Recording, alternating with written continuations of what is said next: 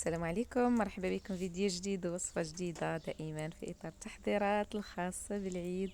نتمنى يلقانا ويلقاكم في أحسن الأحوال.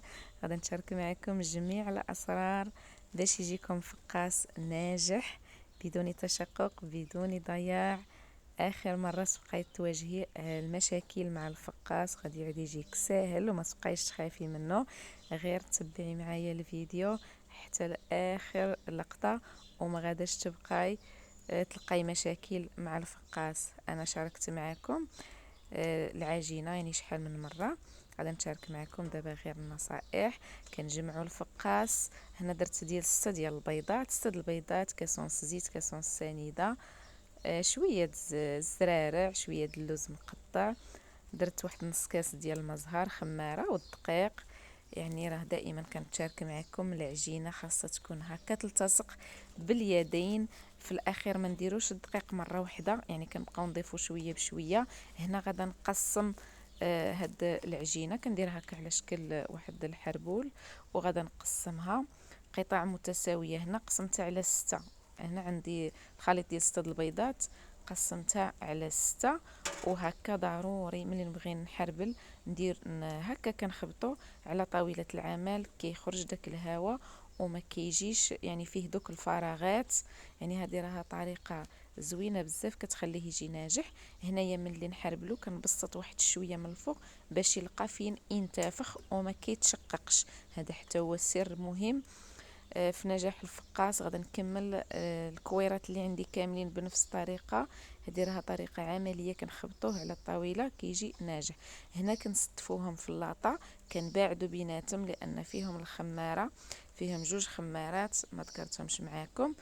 وهنايا كندهنوه، بغيتو دهنوه بنسكافيه والبيض ولا الكاكاو والبيض، داكشي اللي عندكم، ومع واحد القطيره ديال الخل.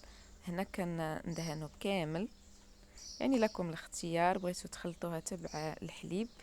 انا هنا كندير صفار البيض مع شويه ديال الخل، غير واحد 2 قطيرات. وهنا درت الكاكاو، بغيتو ديروا نسكافيه حتى هي كتجي مزيانه. كندهنو جيدا باش كيجي الشكل ديالو زوين. وغادا ناخذ واحد الفرشاة غندير فيها هكا خطوط متموجه، هذه فقط للشكل. بغيتو ما ديروهاش ما كاين حتى مشكل. وفي الاخير غناخذ واحد الشوكه ولا ابره وغندير واحد الثقوب. هذه حتى هي راها جد جد مهمه في نجاح الفقاس. ملي كيتنفخ ما كيطرطقش. العجينه راها مرخوفه، يعني فاش كيتنفخ كيلقى فين يتسع. وهاد الثقوب كتخليه يعني كيتنفس، يعني ما كيتفرقعش. الا تفرقع راه كيكون فيه بزاف ديال الكسور والضياع. هنا طيبته على نار مهيله جدا.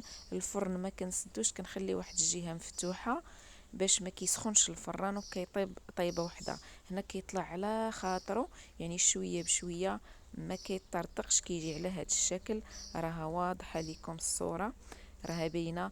ملي كنقطعوه يعني كيجي مقاد، ما كاينش الكسور. هنايا جبدته من الفرن، غطيته بواحد المنديل. انا ما كنسردو ما والو، كنخليه غير يبرد. بغيتو تخليوه ليله كامله وعدا قطعوه، ما بغيتوش خليوه غير يبرد وقطعوه. يعني انا كنقطعو بسكين يكون حاد ولا المسقاطع، يعني راه كيسهل عليا. هذه راه عجينه اخرى.